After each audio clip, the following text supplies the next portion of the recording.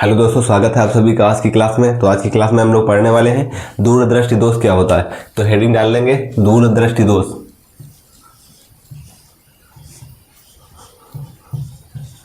दूरदृष्टि दोष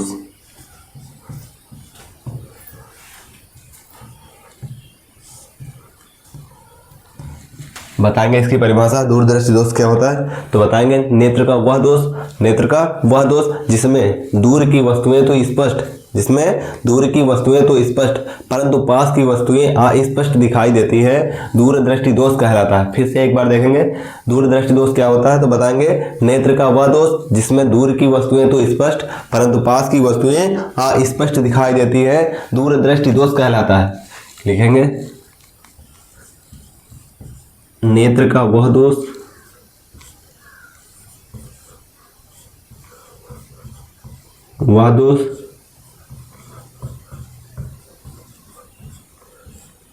जिसमें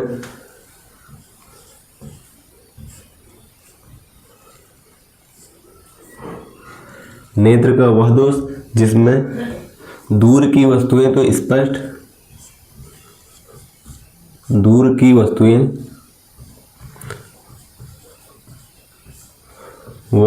तो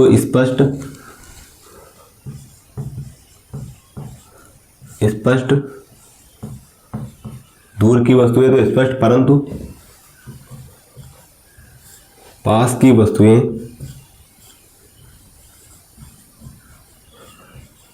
पास की वस्तुएं अस्पष्ट दिखाई देती।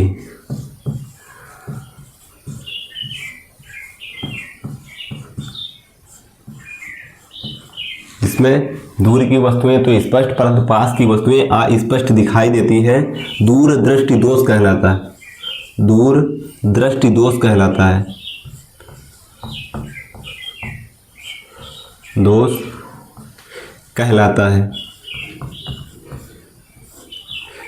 दूरदृष्टि दोष कहलाता है। नेक्स्ट हम लोग पढ़ेंगे दूरदृष्टि दोष के कारण। तो हेडिंग डालेंगे कारण। रीजन क्या होता है जिसकी वजह से दूरदृष्टि दोष होता है तो बनाएंगे इसमें फिगर। तो बताएंगे इसमें दो कारण होते हैं। कौन कौन से तो लिखेंगे इनके निम्न दो कारण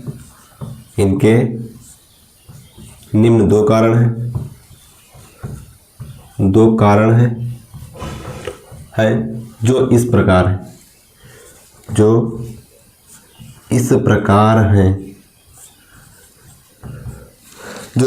है। तो इनके निम्न दो कारण होते हैं। कौन कौन से? जो देखो पहला कारण क्या हो, निकट दृष्टि दोष के कारण जो थे उनका जस्ट अपोजिट होता है। तो पहला कारण क्या होगा, निकट दृष्टि दोष में पहला कारण बताए थे कि नेत्र लेंस तथा रेटिना के बीच की दूरी का बढ़ जाना अर्थात गोलक के व्यास का बढ़ जाना। और दूसरा कारण क्या था? दूसरा कारण था कि नेत्र लेंस जो f बराबर r/2 होता है, दूसरा कारण था f बराबर r/2। जो अगर r का मान बढ़ेगा तो फोकस दूरी का मान घटेगा। तो दूसरा कारण यही था।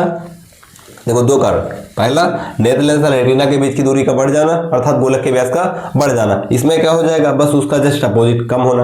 और इसमें r का मान बढ़ रहा था, f का मान घट रहा था। इसमें क्या होगा, r का मान घटेगा और f का मान बढ़ेगा। कहने का मतलब वक्रता त्रिज्या का घटना अर्थात फोकस दूरी का बढ़ना। तो लिखेंगे इसमें फर्स्ट कारण क्या होगा कि नेत्र लेंस और रेटिना के बीच की दूरी का कम होना। और दूसरा बताएं कि वक्रता त्रिज्या का मान घटना और फोकस दूरी का मान बढ़ जाना। देख देंगे नेत्र लेंस की वक्रता त्रिज्या का मान घटना, नेत्र लेंस की वक्रता त्रिज्या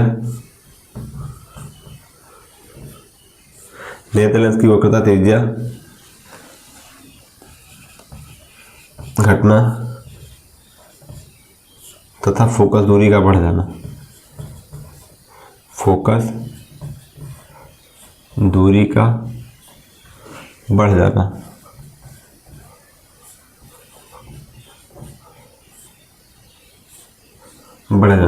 दूसरा कारण नेत्र लेंस और रेटिना के बीच की दूरी का, देखो नेत्र लेंस और रेटिना के बीच की दूरी का कम होना, इसमें कम होगा, और जब कम होगा तो प्रतिबिंब कहाँ बनेगा, बाहर बनेगा, रेटिना के बाहर। नेत्र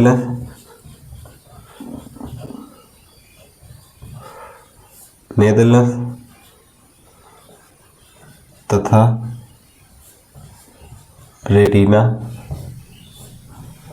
के बीच की दूरी का कम होना, बीच की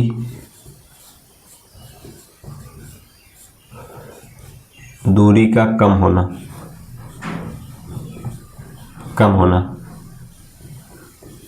अर्थात गोलक के व्यास का कम होना, गोलक के व्यास का कम होना, व्यास का कम होना। तो इसके दो कारण हुए। क्या बताएंगे इसमें, दूरदृष्टि दोष क्या होता है, बताएंगे दूरदृष्टि दोष नेत्र का वह दोष जिसमें पास की वस्तुएं तो स्पष्ट, दूर की वस्तुएं तो स्पष्ट परंतु पास की वस्तुएं अस्पष्ट दिखाई देती। नेत्र का वह दोष जिसमें दूर की वस्तुएं तो स्पष्ट परंतु पास की वस्तुएं अस्पष्ट दिखाई देती हैं, दूरदृष्टि दोष कहलाता है। उनके दो कारण होते हैं, एक कारण नेत्र लेंस की वक्रता त्रिज्या घटना अर्थात फोकस दूरी का मान बढ़ जाना, नेत्र लेंस और रेटिना के बीच की दूरी का कम होना अर्थात गोलक के व्यास का कम होना। अब नेक्स्ट हेडिंग डालेंगे इसका निवारण, कि दूरदर्शी दोष होता है तो इसका निवारण कैसे किया जाता है। इसके निवारण के लिए उचित फोकस दूरी वाले उत्तल लेंस का प्रयोग किया जाता है, उचित फोकस दूरी वाले उत्तल लेंस का प्रयोग किया जाता है। और इसमें वस्तुएं जो पास रखी होती हैं, जो पास रखी वस्तु से आने वाली जो प्रकाश की किरणें होती हैं वो दूर बिंदु से आती हुई प्रतीत होती है, और नेत्र लेंस या अपवर्तन के पश्चात रेटिना पर मिलती है, जहां आभास द्वारा प्रतिबिंब स्पष्ट दिखाई देता है, और इस प्रकार इस दोष का निवारण हो जाता है। तो नेक्स्ट हेडिंग डालेंगे दूरदर्शी दोष निवारण।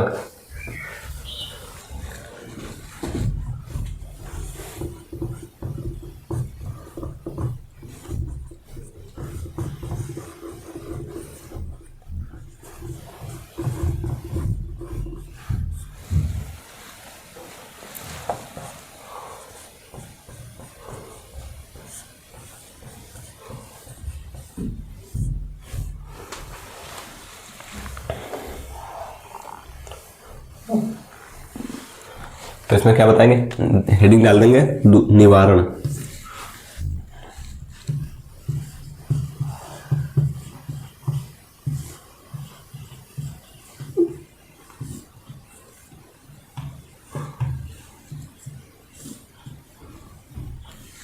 निवारण तो इसमें क्या बताएंगे नेत्र, देखो दूरदृष्टि दोष का जो निवारण होता है उसमें कौन सा लेंस उपयोग किया जाता है, तो उत्तल लेंस, ये ऑब्जेक्टिव में पूछा जाता है। और निकट दृष्टि दोष में तो अवतल लेंस। ठीक, तो इसमें बताना क्या है कि बताएंगे इस दोष के निवारण के लिए उचित फोकस दूरी वाले उत्तल लेंस का उपयोग किया जाता है, जिसमें पास रखी वस्तु से आने वाली प्रकाश की किरणें दूर बिंदु से आती हुई प्रतीत होती हैं।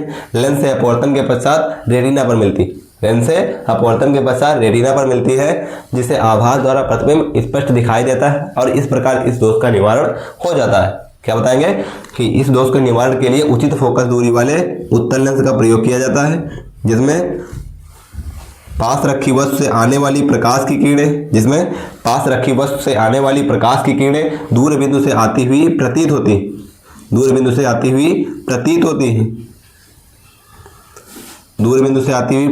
हैं। लेंस से अपवर्तन के पश्चात रेटिना पर मिलती हैं, जहां वस्तु का आभास द्वारा प्रतिबिंब स्पष्ट दिखाई देता है, और इस प्रकार इस दोष का निवारण हो जाता है। तो लिखेंगे इसमें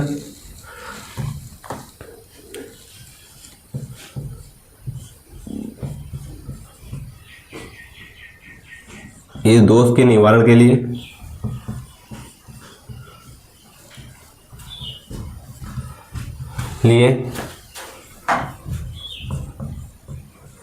उचित फोकस दूरी वाले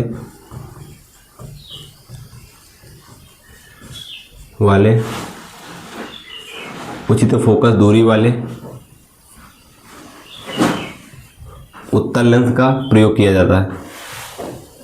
उचित फोकस दूरी वाले उत्तल लेंस का उपयोग किया जाता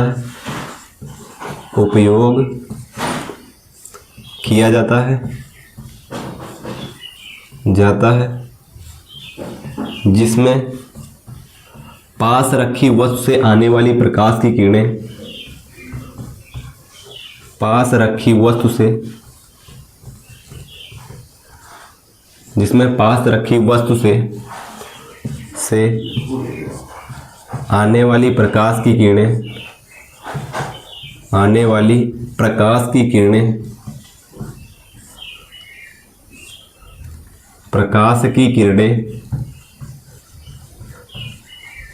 दूर बिंदु से आती हुई प्रतीत होती, दूर बिंदु से आती हुई प्रतीत होती, आती हुई प्रतीत होती है, दूर बिंदु से आती हुई प्रतीत होती है,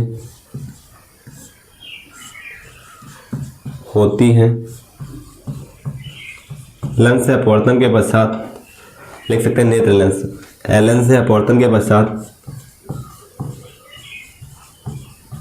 अपवर्तन के पश्चात, अपवर्तन के पश्चात रेटिना पर मिलती है,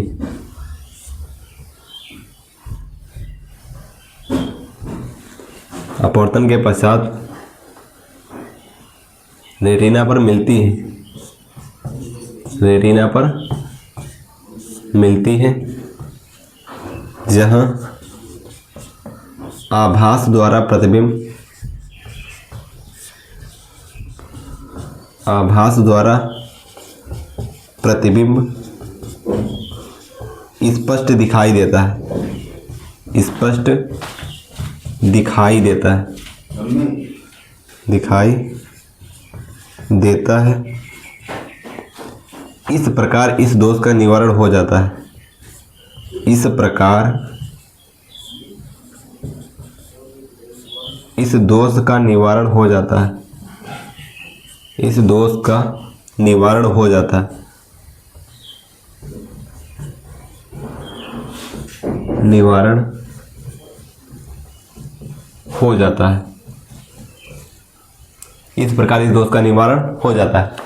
तो क्या बताएंगे इसमें, इस दोष के निवारण के लिए उचित फोकस दूरी वाले उत्तल लेंस का उपयोग किया जाता है, जिसमें पास रखी वस्तु से आने वाली प्रकाश की किरणें दूर बिंदु से आती हुई प्रतीत होती हैं और नेत्र लेंस से अपवर्तन के पश्चात रेटिना पर मिलती है, आभास द्वारा प्रतिबिंब स्पष्ट दिखाई देता है और इस प्रकार इस दोष का निवारण हो जाता है।